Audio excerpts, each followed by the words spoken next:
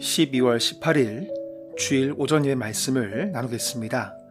오늘 본문 말씀은 로마서 1장 1절에서 7절까지 말씀이고 제목은 성경에 미리 약속하신 것이라 라는 말씀으로 하나님 말씀을 전하겠습니다.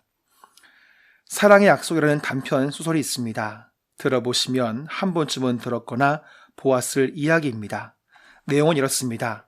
2차 세계대전 중에 어떤 젊은 비행기 조종사가 한 여성과 편지를 주고받게 되었습니다.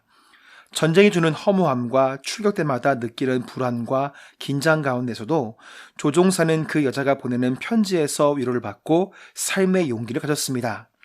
드디어 전쟁이 끝나고 두 사람은 꼭 만날 것을 약속합니다. 그리고 그녀는 만나기로 한 그 날짜에 꼭 한 송이를 들고 서 있겠다고 합니다. 이 조종사는 기차를 타고 약속한 역에서 내렸습니다.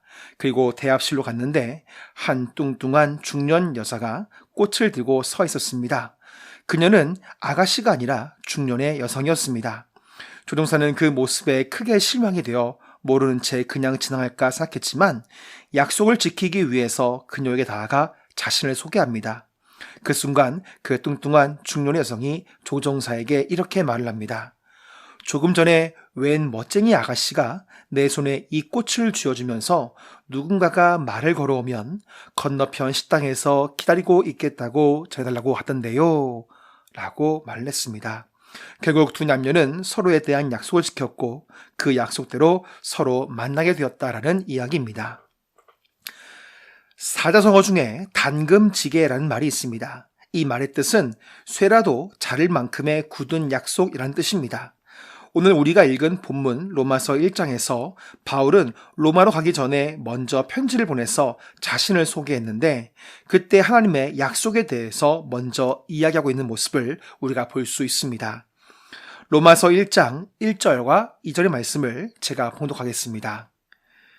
예수 그리스도의 종 바울은 사도로 부르심을 받아 하나님의 복음을 위하여 택정함을 입었으니 이 복음은 하나님이 선자들을 통하여 그의 아들에 관하여 성경에 미리 약속하신 것이라. 아멘. 바울은 자신을 예수 그리스도의 종이라고 소개하고 있습니다. 종이라는 말은 당시에 함부로 써서는 안 되는 말입니다. 종이라는 말은 단순한 종이 아니라 노예를 가리킬 때 쓰는 말입니다. 원문으로 쓰게 되면 예수 그리스도의 노예된 바울은 이라는 말로 쓸 수 있습니다. 바울은 이렇게까지 자신을 낮춘 이유가 무엇입니까? 바로 사도 바울은 예수님이 자신을 사도로 불러주셨는데 자신을 부르신 그 예수님이 바로 자신의 주님을 나타내기 위해서였습니다. 그런데 보통 노예의 삶은 그리 좋은 삶은 아닙니다. 슬프고 고달프고 힘들고 억울한 삶이 노예의 삶이지만 바울은 당당하게 자신을 예수 그리스도의 노예라고 말하고 있습니다.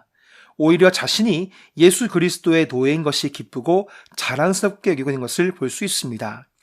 말씀을 통해서 볼 수 있는 것은 첫 번째로 예수 그리스도가 자신을 불러주셨다는 것이고 두 번째는 그 불러주신 예수 그리스도가 그냥 주인이 아니라 이미 구약에서 오리라 약속하신 하나님이었다라는 것입니다. 비록 짧은 몇 줄이지만 바울이 이야기하는 예수 그리스도가 어떤 분인지 함께 보고 우리에게 오신 성탄의 예수 그리스도를 높이기를 원합니다. 바울은 본문 2절에서 이 복음은 이라는 말로 예수님에 대해서 소개하고 있습니다. 복음이라는 말은 영어로 굿뉴스라고 합니다.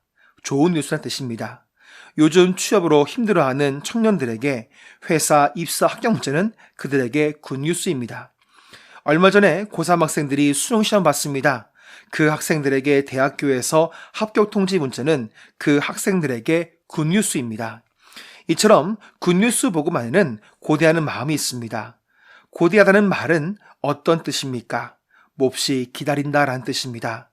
과거 이스라엘 백성들이 애굽에서 450년 동안 노예로 살았습니다. 노예들이 몹시 기다리는 것은 자신들의 해방입니다. 그런데 모세가 나타나서 그들을 애굽에서 이끌어낸 사건은 그들에게 굿뉴스, 곧 복음입니다. 또한 주전 586년도에 바벨론에 의해서 나라가 망한 이스라엘 백성들이 간절히 기다리는 것은 바벨론 포로에서 해방되어서 자신의 나라로 돌아가는 것입니다. 그런데 70년이 지나고 느헤미야와 에스라가 포로된 이스라엘 백성들을 이끌고 바벨론에서 나오게 되었을 때 이스라엘 백성들에게 그 일은 굿뉴스, 곧 복음입니다. 오늘 바울은 이 복음이 하나님이 선자들을 통하여 그의 아들에 관하여 성경에 미리 약속하신 것이라고 말하고 있습니다. 하나님께서 사람들에게 또 이스라엘 백성들에게 약속하신 것이 무엇입니까? 복음에 대한 최초의 약속은 창세기 3장 15절 말씀에 있습니다. 내가 너로 여자와 원수가 되게 하고 내 후손도 여자의 후손과 원수가 되게 하리니 여자의 후손은 내 머리를 상하게 할 것이요 너는 그의 발꿈치를 상하게 할 것이니라 하시고. 아멘. 하나님은 복음에 대해서 약속하셨는데 여자의 후손이 뱀의 머리를 상하게 하기 위해 오실 것을 약속하였습니다. 이 말씀을 또 이어봐서 이사야 10장 14절에서는 이사야 선지자는 이 복음에 대해서 이렇게 예언합니다. 그러므로 주께서 친히 징조를 너희에게 주실 것이라. 보라, 처녀가 잉태하여 아들을 낳을 것이요 그의 이름을 임마누엘이라 하리라. 아멘. 창세기 3장의 말씀은 아담과 하와가 하나님의 말씀에 불순종한 죄로 인해서 에덴 동산에 쫓겨날 때 여자의 후손으로 인해 자신들이 다시금 하나님께 돌아올 수 있는 길을 여신 하나님의 약속을 고대하면서 에덴 동산을 떠났습니다. 또한 이사야 선지자는 이스라엘 백성이 그 죄로 인해서 나라가 망할 것이고 70년 동안 포로의 삶을 살겠지만 그 포로의 삶을 사는 동안 임마누엘이라는 이 약속의 말씀을 기억하게 함으로써 그 포로의 삶 속에서 임마누엘을 고대하며 견디게 하였습니다. 바울은 이렇게 성경에서 이미 하나님이 약속하신 대로 사람들이 고대하며 기다리던 그 복음이 바로 예수 그리스도라는 것을 말씀하고 있습니다. 그렇다면 왜 사람들은 예수님을 그토록 고대하며 기다렸던 것일까요? 그 이유는 그분이 어떤 분이신지 알게 될 때에 그토록 왜 고대했는지를 알 수 있습니다. 바울은 창세부터 또 선지자로 하여금 약속하신 대로 오신 예수님이 어떤 분이신가에 대해서 말씀하고 있습니다. 로마서 1장 3절과 4절 말씀입니다. 그의 아들에 관하여 말하면 육신으로는 다윗의 혈통에서 나셨고 성결의 영으로는 죽은 자들 가운데서 부활하사 능력으로 하나님의 아들로 선포되었으니 곧 우리 주 예수 그리스도시니라. 아멘.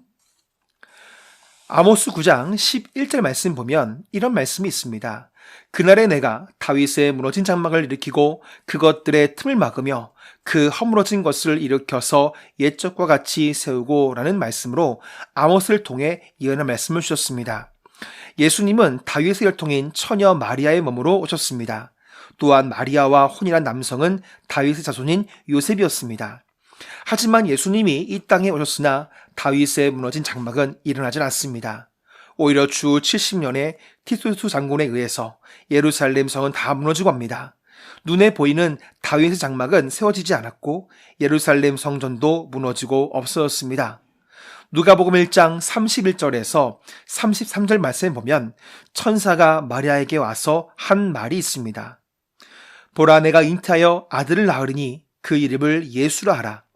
그가 큰 자가 되고 지극히 높으신 이의 아들이라 일컬어질 것이요 주 하나님께서 그 조상 다윗의 왕위를 그에게 주시리니 영원히 야곱의 집을 왕으로 다스릴 것이며 그 나라가 무궁하리라.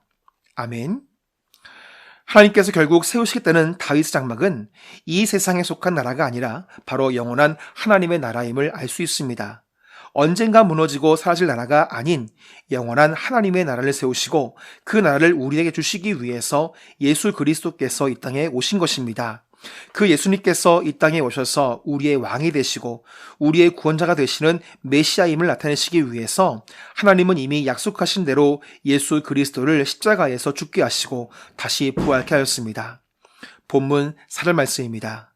성결의 영으로는 죽은 자들 가운데서 부활하셔서 능력으로 하나님의 아들로 선포되었으니 곧 우리 주 예수 그리스도시니라.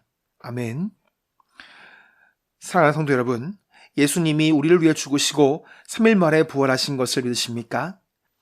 하나님은 예수 그리스도를 죽고 다시 부활함으로 인해서 예수님이 하나님의 아들이심을 나타내셨고 그 아들이 영원한 다윗의 장막, 천국을 다스리고 온 세상을 다스리는 만왕의 왕으로 세우심을 통해서 오래전부터 예언한 사람이 예수 그리스도임을 증명해냈다는 것을 바울은 말씀하고 있습니다. 하나님은 선자들을 통해 하신 약속을 예수 그리스도를 도래 주심으로 그 약속을 지키셨고, 그 예수 그리스도를 믿는 자들에게 하나님이 약속하신 대로 죄에서 영원한 자유를 주셨음을 보이셨습니다. 하나님은 약속을 반드시 지키시는 분입니다. 그래서 민수기 23장 19절에서 이렇게 말씀합니다. 하나님은 사람이 아니시니 거짓말을 하지 않으시고 인생이 아니시니 후회가 없으소다. 어찌 그 말씀하신 바를 행하지 않으시며 하신 말씀을 실행하지 않으시랴. 아멘.